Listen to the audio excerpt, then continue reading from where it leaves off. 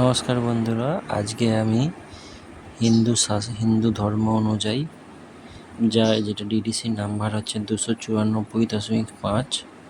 এখানে মহাভারত, পুরাণ, বেদ, উপনিষদ সবই আছে, বা গরুড় পুরাণ, যাই বলুন কেন এখানে হিন্দু ধর্মের উৎপত্তি ব্যাখ্যা করা হয়েছে। তো আমি এখানে সনাতন হিন্দু ধর্মে আসব। সনাতন ধর্ম হিন্দু ধর্ম অনুযায়ী এই বিশ্ব ব্রহ্মাণ্ড সৃষ্টি করেছেন হচ্ছে ভগবান বিষ্ণু, এবং এখানে অনেকগুলি ব্রহ্মাণ্ড আছে। যেমন আমরা মিল্কি ওয়ে, যেটা আমাদের পৃথিবীর ছায়াপথ, সেখানে আমরা পৃথিবীর যেরকম অসংখ্য আছে, এগুলো অসংখ্য বার সৃষ্টি হচ্ছে এবং ধ্বংস হচ্ছে। তাই গীতাতে বলা হচ্ছে আদি বা অনন্ত কিছু নেই, যে বিশ্বরূপ দর্শন দেখিয়েছিলেন শ্রীকৃষ্ণ, সেই কথা বলা হয়েছিল। তো সৃষ্টির পূর্বে নারায়ণ হচ্ছেন বা বিষ্ণু সমুদ্রের তলদেশে অবস্থান করেছিলেন। সেখান থেকে উনি ব্রহ্মাকে জন্ম দিয়েছিলেন। এই ব্রহ্মা, বিষ্ণু এবং মহেশ্বর এই তিনজনে মিলে বিশ্ব সৃষ্টি করেছিলেন, এবং বিষ্ণুকে বলা হয় পালনকর্তা।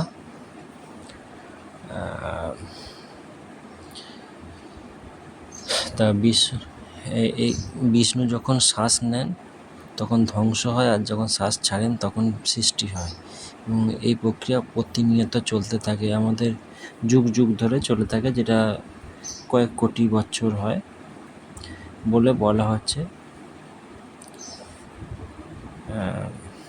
এটা হচ্ছে হিন্দু ধর্ম অনুযায়ী সৃষ্টি এবং ধ্বংস, এবং বিভিন্ন যুগ, যেমন তাতা, এখন যেমন কলি যুগ চলছে, কলি যুগ সময়কালটা কম, এইভাবে বিভিন্ন 4টে যুগ আছে। এটা আগে বলেছিলেন আমাদের, তো সেগুলো পরে আলোচনা করব।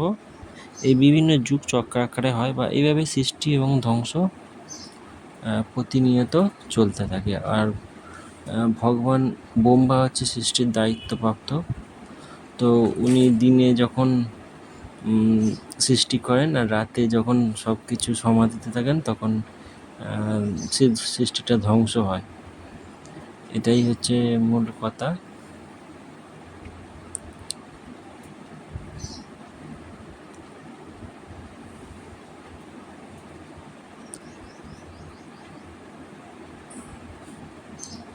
তো হিন্দু ধর্ম সম্বন্ধে আশা করি বুঝতে পেরেছেন। যদি না বুঝতে পারেন বলবেন, কিন্তু দেখুন সৃষ্টির কথাটা একই বলা হচ্ছে, যে ফিজিক্সের যেমন কসমোলজিতে বলা হয়েছে, এখানেও কিন্তু সেই অনেকটা একই। ওখানে যেমন ফোটন কণা বলা হয়েছে, এখানে গহ্বর, স্বর্গ, নর্ত, পাতাল এইসবের কথা বলা হয়েছে। এইভাবেই আমাদের হিন্দু ধর্ম অনুযায়ী সৃষ্টির কথা হলো। যেখানে একটা ছক দিয়েছি দেখুন, যেখানে বিভিন্ন ঘটনার কথা বলা হয়েছে, কীভাবে সৃষ্টি ও ধ্বংস হচ্ছে, বা সৃষ্টি চক্র আছে। একটু পড়ে নেবেন।